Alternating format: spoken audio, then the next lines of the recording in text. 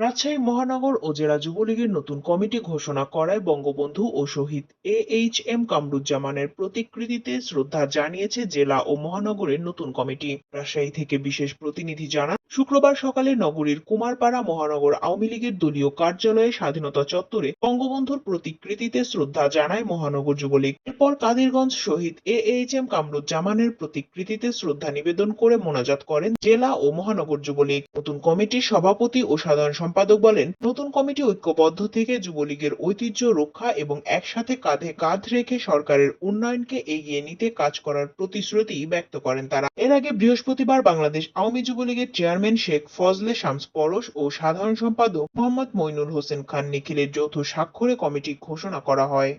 মনির ভাই সভাপতি সাহেব আর আমি ইনশাআল্লাহ এক হয়ে কাজ করব এবং গোটা বাংলাদেশের মধ্যে রাজশাহী মহানগর যুবলীগকে একটি আইডল সংগঠন হিসাবে রূপান্তর করব। আগামী দিনের যুবলীগ হবে রাজশাহী মহানগর যুবলীগ গোটা বাংলাদেশে একটি মডেল যুবলীগ হিসাবে রূপান্তর হবে।